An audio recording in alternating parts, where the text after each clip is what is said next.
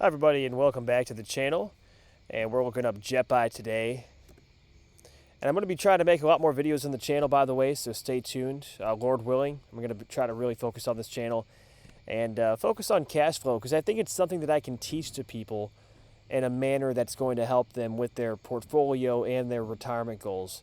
JEPI, or JEPI, is an ETF that, according to FinViz, is paying a 9.68% dividend yield. Dividend of $5.35 per share. Now, it'll be interesting to see what happens if there's a big downturn in the market. Now, we already saw in 2022 there was a big downturn, and this ETF from, let's say, 62 bucks all the way down to September 30th, it held up actually decently compared to the S&P 500, the NASDAQ, and some of the other indexes in 2022. But nonetheless, we're flattened out here at $55 per share, and we're kind of just waiting because we have this dividend. If we go over here to the actual dividend history, you can see we just got a 33-cent dividend. So that's always something to consider with an ETF like this. Now, according to this website, it's a bit different at 7.35%, but you can see every single month you're getting those dividends. And if we go over here to the calculator, and this is what's so exciting about dividend investing, this is why I enjoy talking about it so much, because when you think about dividend investing, let's say we put in $50,000 into this, hypothetically, and what's the price? We're going to say 55 even, just to make it easy. Now, we're getting 909 shares, but if we multiply how much in dividends we're getting from that, the last dividend is 0.3382, and just in the last month, you can kind of think of it like, hey, I just made 300 bucks for not doing anything.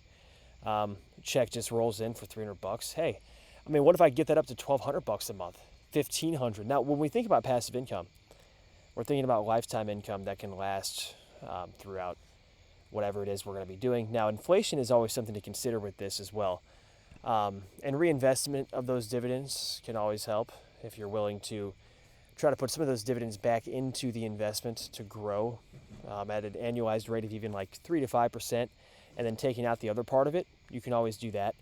But nonetheless, over time, imagine getting to $1,000, $5,000 a month. If you're able to get to $10,000 a month, I'm sure a lot of people would be pretty happy about that. That'd require significant more, 50,000 times, let's say 25, and now you have a $1 million portfolio or whatever, or $7,600 is not bad. So just keeping that in mind, guys. If we look at the chart here, capital appreciation is always going to be something to consider with an ETF like this. I would say JEPI's held up better than some other ETFs. When you look at this one, large inflows detected one day ago. 10% dividend yield competitor in town, JEPI. JP Morgan Equity Premium Income ETF once again. So you can kind of check out some of the news on it and go around there. Now, when you look at one more time, just some of these recent dividends going up to 44 cents even back in cash dividend paid in April. March, 41 cents, 57 cents. Some of these months are getting paid really high, like when the market's down. You actually get some more payments, and you get some higher ones. Probably the highest one would be like 60 cents, it looks like. 62, I think. So there's another 60-cent dividend. 61 cent. This is kind of in the middle of the market volatility, and they're probably getting more options premiums because of the implied volatility.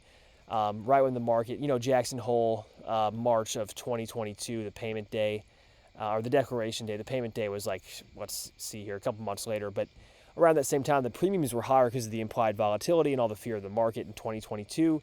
But you can kind of see that in these numbers down here. So it's really interesting.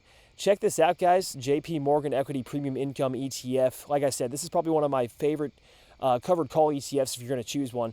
I believe it's important with passive income to diversify. I think you really need to have some assets that are different sectors, different markets perhaps, depending on your risk tolerance and investing goals. Always consult with a financial advisor. This is not advice, but with that being said, guys, thanks so much for tuning in, and we will see you in the next video. God bless and take care.